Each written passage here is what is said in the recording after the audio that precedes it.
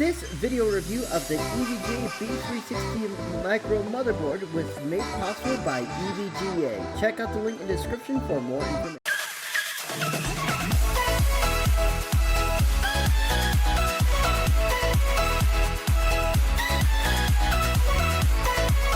What's going on, ladies and gentlemen? This is Nick Bartel with Techno Warriors TV, and welcome to the B360 motherboard review from EVGA. So this little guy supports latest 8th gen CPUs from Intel.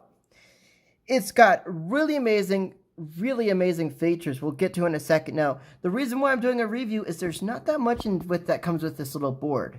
So, let's talk about this, shall we? This little guy is $120 from EVGA's website, and even less some places. Now, as you can see, we got the EVGA B360 Micro Gaming logo here. The bottom, it's going to give you a QR code where you can find out more information about this board. Okay. We get the chipsets in here. Lets us know that it supports everything. Okay.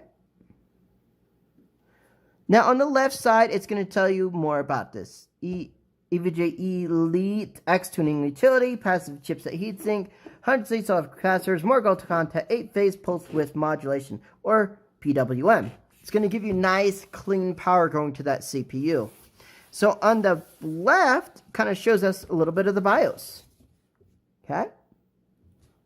So user-friendly setup with safeguards, fast boot device settings, store load profiles USB, clean and informative UI layout, and real-time detect and monitor. Okay, as you can see, like this. Now, ladies and gentlemen, this motherboard is not designed for overclocking because there is no cooling for that VRM. You could throw a fan on there to help keep it cool, maybe put some custom heat sinks on there, but really, don't overclock this board. Leave that to one of the more high-end boards like one of the Z370 boards. Alright, so let's go ahead and open this. Now, before I open this, I want to give a big shout out to Jacob Freeman for EVGA, the product manager, for sending us out to the studio for us to review today. Big shout out to him. Alright, ladies and gentlemen, let's go ahead and open this puppy.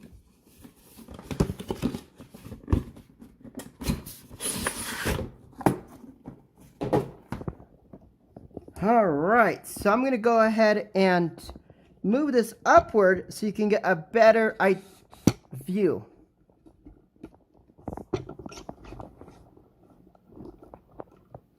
Okay, ladies and gentlemen, we got everything here. Alright, so quick thing, we get some SATA 6 cables. We have a nice little manual here, the B360 manual, shows how you would install your CPU. We have the M.2 thermal pads to keep everything nice and cool. Have an IO shield.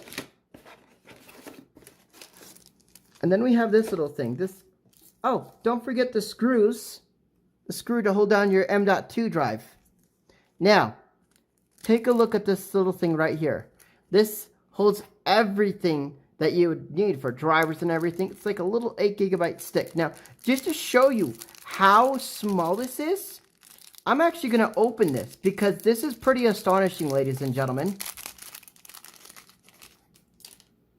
Look how tiny it is. This thing's adorable! It's so cute! Let me get some close-up shots of that so you can see that. There you go. Alright. Move everything else out of the way. And ladies and gentlemen, move all the other crap out of the way.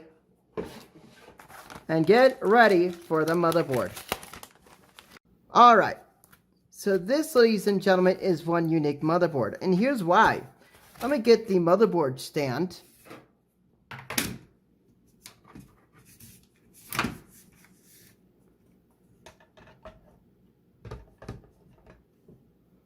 Alright, take a look at that, ladies and gentlemen. This is what our B360 Micro motherboard looks like. So as you can see on the side here, we get various ports including a legacy PS2, four USB 2s, and another 4 USB 3s.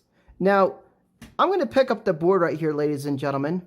Okay. However, one of the downsides of this, it does not have USB-C. So that is one of the big cons.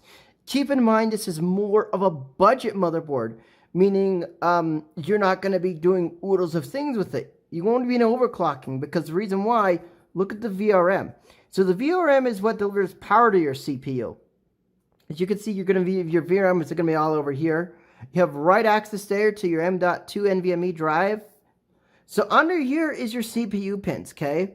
It says, please replace when turning the CPU back on, basically if you got to send it back to EVGA. However, I'm actually going to leave this on for the review.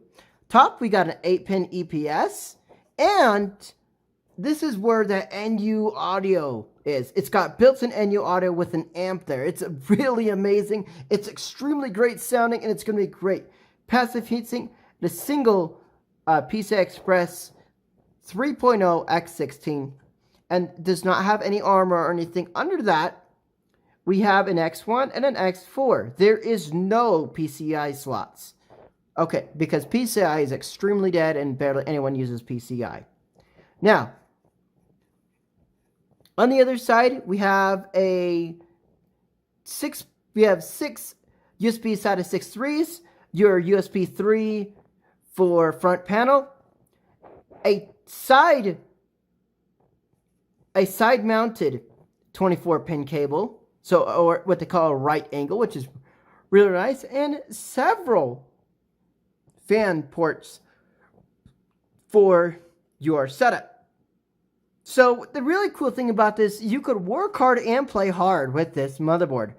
Whether it be, let's say you wanted a motherboard that you want to do all your work on and stuff, all your your normal stuff, Word, Office, Excel, all that other stuff. And guess what? Let's say you're done working and you want to jam out some Fortnite or Apex Legends.